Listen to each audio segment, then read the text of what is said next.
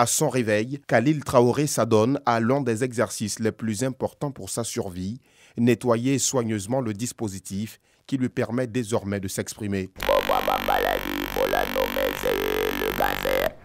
C'est vrai que ça a commencé avec un pneumothorax. Toute chose qui devait m'alerter. L'histoire de Khalil est d'abord celle d'un adolescent de 12 ans, pris au piège de la cigarette, encouragé par l'effet de mode. Il y avait la mode d'une part, parce qu'il était autorisé à ce moment sur les grands écrans de faire la publicité liée à la consommation du tabac. C'était généralement fait par des pro-boys à l'époque. Mais il y a aussi l'environnement, comme on est au lycée.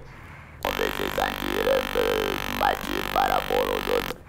Donc on fume plus par imitation, parce qu'on voit les grands de seconde, première, terminale fumer. Et puis bon, c'est un peu ça, quoi, c'était un peu pour se faire voir, se faire distinguer par rapport aux autres.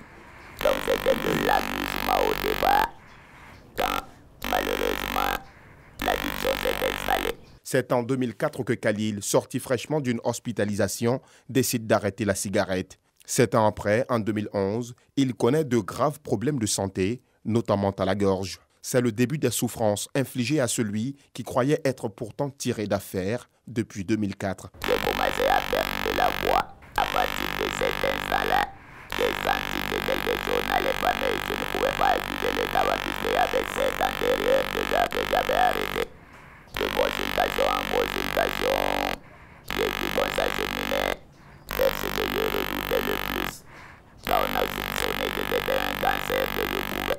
Pour guérir de ce cancer, les médecins ont dû procéder à une ablation des cordes vocales. Un traitement qui a nécessité la mobilisation de plus d'une cinquantaine de millions de francs CFA, y compris les nombreux voyages en Europe. La post-opération m'a livré au radiothérapeute, à la chimiothérapie aussi. Et puis bon, après ça, je n'ai fait que des va-et-vient entre l'Europe et l'Afrique.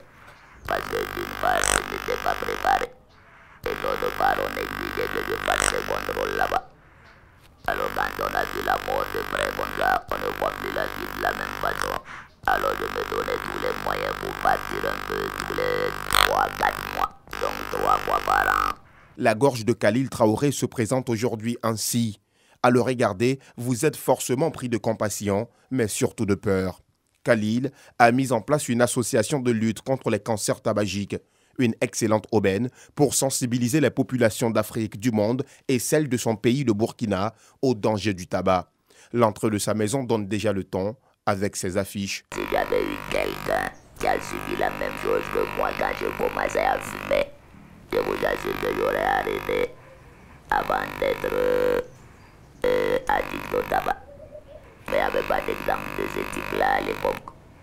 Alors donc, c'est parti, à partir de là, j'ai créé une association burkinabé d'action contre le cancer tabagique. C'est comme ça donc que j'ai eu à intervenir dans des amphithéâtres, dans des universités, des écoles supérieures, au niveau du primaire. L'histoire de Khalil Traoré devrait interpeller plus d'un à abandonner totalement la consommation de cette substance dont l'abus est très néfaste à la santé de l'homme. Selon l'Organisation mondiale de la santé, toutes les minutes, 6 personnes dans le monde meurent du tabac, soit plus de 6 millions de décès annuels liés aux méfaits du tabagisme.